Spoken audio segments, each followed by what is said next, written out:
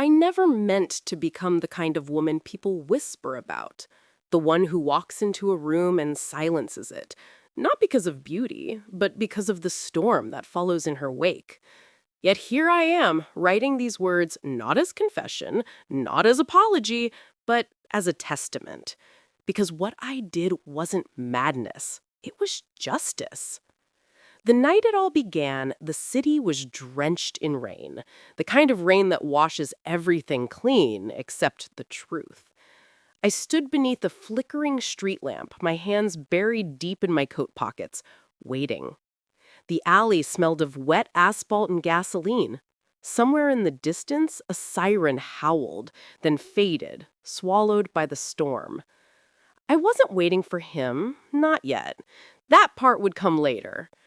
I was waiting for the courage to do what I had promised myself for years. Revenge isn't something you simply decide in a moment of anger. No, revenge is a seed, and mine had been planted long ago. People often ask, though they don't know they're asking me, what pushes a woman over the edge? Was it betrayal? Was it violence? Was it love? For me, it was all three. But let me not get ahead of myself. You deserve the full picture.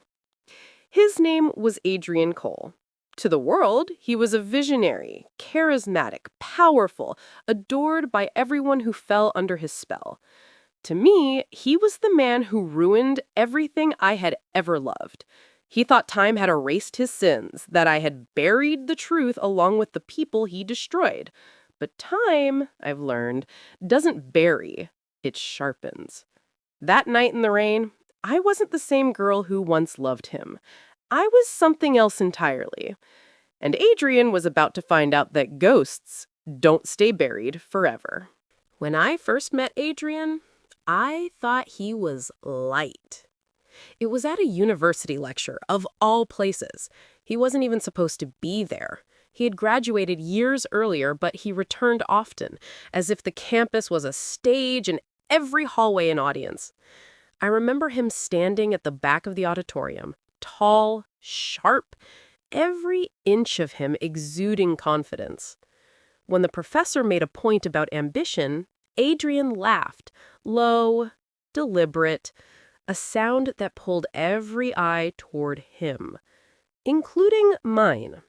I was 21, too young to know the difference between charisma and character, too naive to see the danger in a man like him. He was all fire and promise, telling me things I had only dared to whisper in my own mind.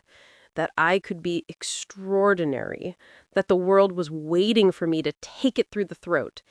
He said he saw brilliance in me, and I believed him. For a while, he wasn't lying. We became inseparable. He was intoxicating, the kind of man who could make a woman feel as if gravity bent toward him. I watched him win people over with ease, professors, business leaders, strangers in cafes. Everyone adored Adrian, but behind closed doors, he demanded more. More of my time, more of my loyalty, more of my silence. It started small. He convinced me to put my name on papers he wrote, business plans he devised, ideas he wanted to push. I thought it was partnership. I thought it was love. Until the day I discovered my signature on contracts I had never read. My research stolen, patented in his name. My voice silenced by the man who claimed to love me. And yet, betrayal alone wasn't enough to plant the seed of revenge. That came later. The night my sister died. Her name was Eliza, younger by 3 years, full of laughter and music. She had a habit of dancing in the kitchen while making tea, of singing off-key just to annoy me. She didn't deserve what happened. None of it. Adrian called me after midnight, his voice calm. Too calm. It was an accident, he said. Those 3 words carved themselves into my bones. An accident. But I knew him. I knew his world. Eliza had uncovered something. Something about his deals, his laundering, his shadow empire built on lies. She had confronted him, fearless as always. And Adrian didn't like loose ends. The police ruled it as misadventure. Slipped on the stairs, no signs of struggle. Case closed. But I knew better.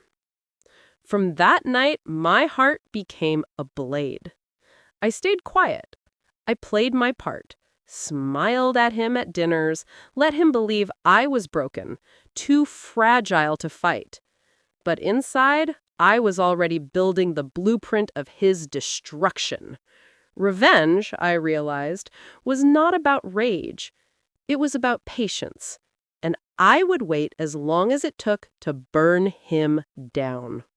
Adrian once told me that trust was the most valuable currency in the world. He wasn't wrong. It's just that he never imagined I would one day use his own lesson against him. The first move had to be subtle. Revenge, like chess, is won not by rage but by positioning. And Adrian thrived on control. His empire wasn't just built on money.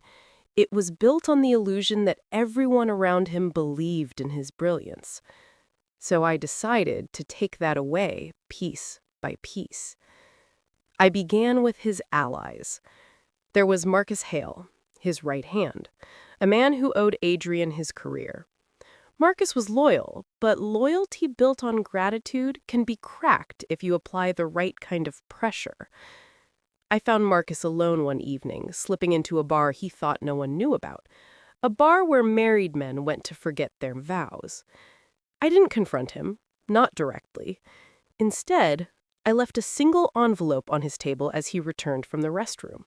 Inside, photographs, time-stamped, undeniable, and a note in my handwriting, neat and cold. Loyalty is fragile. Choose carefully. I knew Marcus would panic. He had assumed Adrian had discovered his secret. Men like Marcus don't ask questions. They scramble to cover their tracks. And in that scramble, cracks begin to form. By the end of the week, Adrian was already suspicious.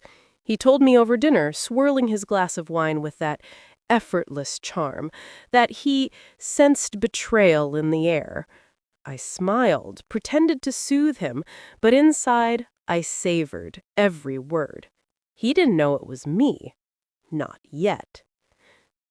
The second move was more daring.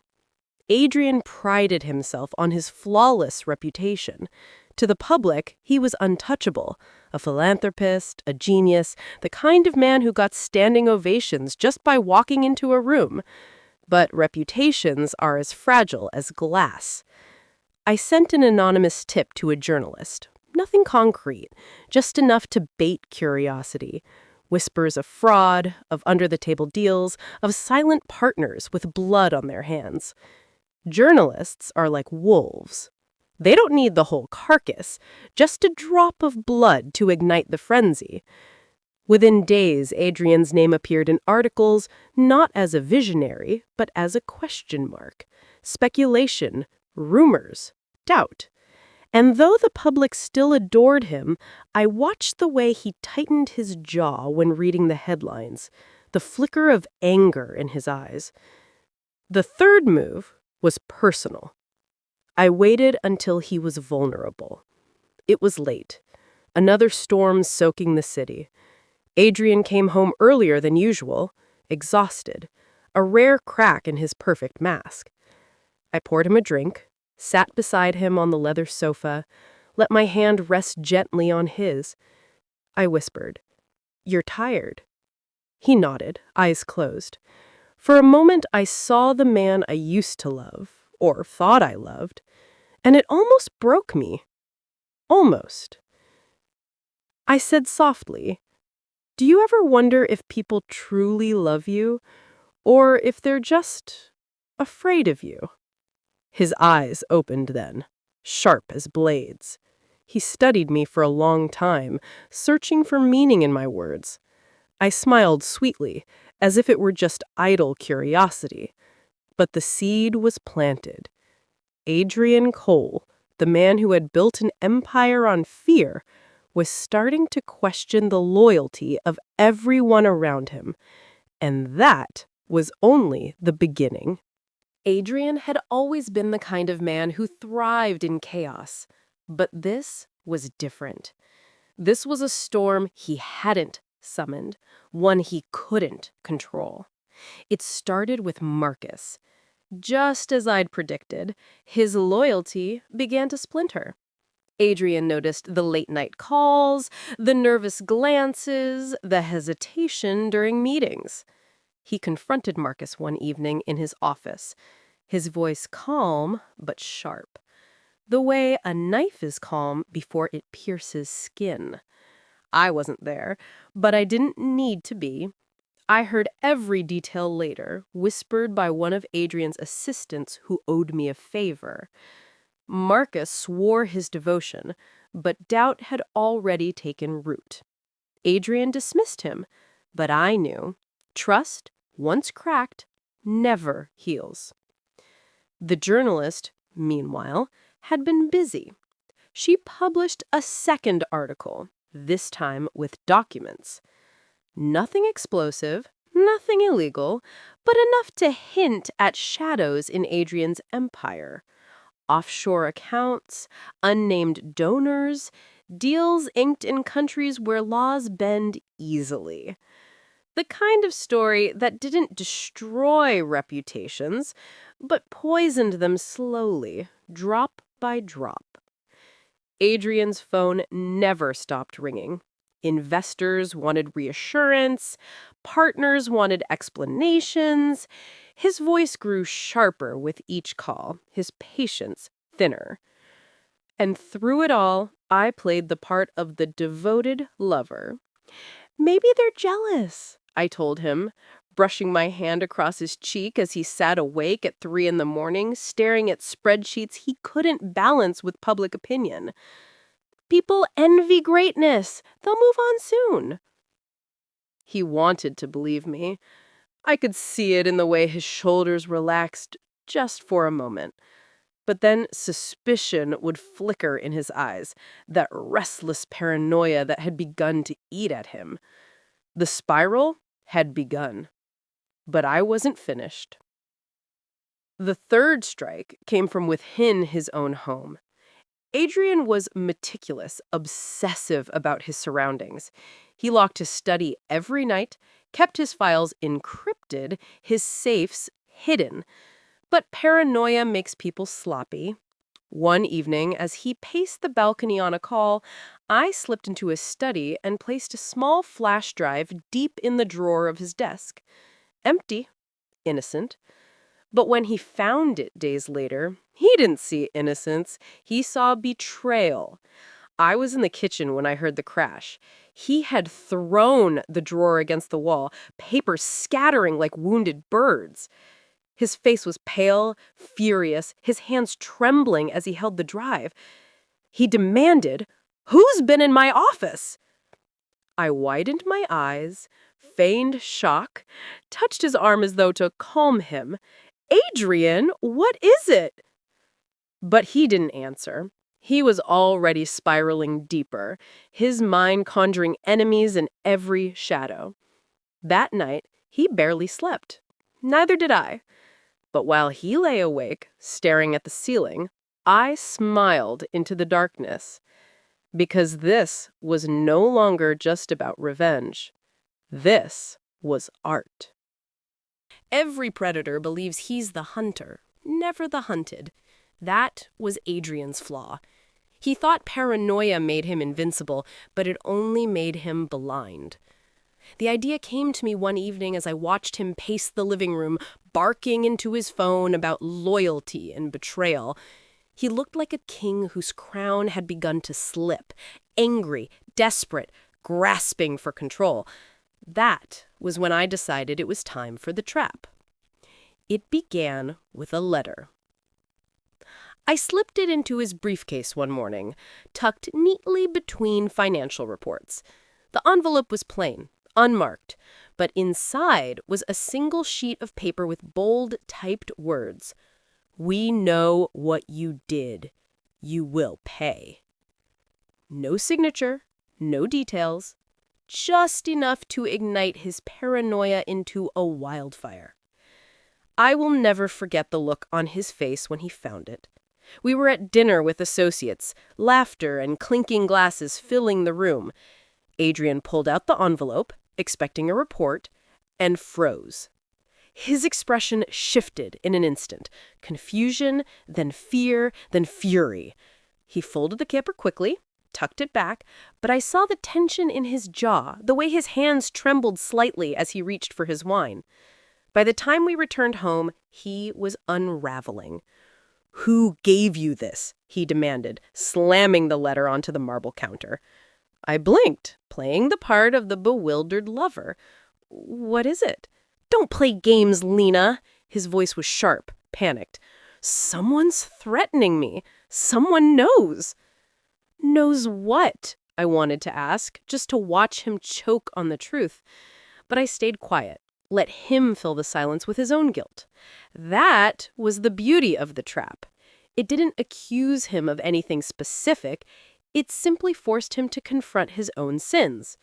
And it worked. Within days, Adrian became reckless. He tightened his grip on his empire, calling emergency meetings, cutting off old allies, moving money between accounts like a man trying to plug holes in a sinking ship. His charm, once effortless, now cracked under the strain. Investors began to doubt. Partners began to hesitate. I watched as he built his own pyre, one frantic decision at a time. But the masterpiece came when he accused Marcus. It was almost too easy. Marcus had already been shaky, nervous under Adrian's scrutiny. So when Adrian stormed into his office and threw the letter down, demanding answers, Marcus panicked. I wasn't there, but I heard every detail later. Adrian accused him of betrayal, of leaking information, of working with enemies. Marcus denied it, but denial means nothing to a man already drowning in suspicion. By the end of the week, Marcus was gone, fired, disgraced. And Adrian? He was alone. Exactly where I wanted him. Empires never collapse in silence. They fall with noise, with the echo of voices that once praised now turning sharp, with the weight of secrets dragged into the light. For Adrian, it began with a headline. "Visionary or Villain, Adrian Cole under scrutiny." The journalist I had fed scraps to had finally sharpened her blade. This time, she had evidence. Leaked emails, suspicious financial transfers, whispers from anonymous sources. Of course, I had helped those sources find their courage. A phone call here, a subtle nudge there. Fear becomes confession when someone convinces you that you're not the only one speaking. By morning, his name was everywhere. News anchors who had once praised his genius now questioned his ethics. Social media swarmed with speculation, conspiracy, outrage. The court of public opinion had turned, and Adrian stood trial without a defense. He tried, of course. He held a press conference, standing tall in his tailored suit, voice steady, eyes defiant. But I watched closely, and I saw it. The cracks in his armor. The slight tremor in his hand. The flicker of doubt when a reporter asked about offshore accounts connected to shell corporations. The man who once commanded rooms now looked like a liar fighting for breath. And the world smelled blood.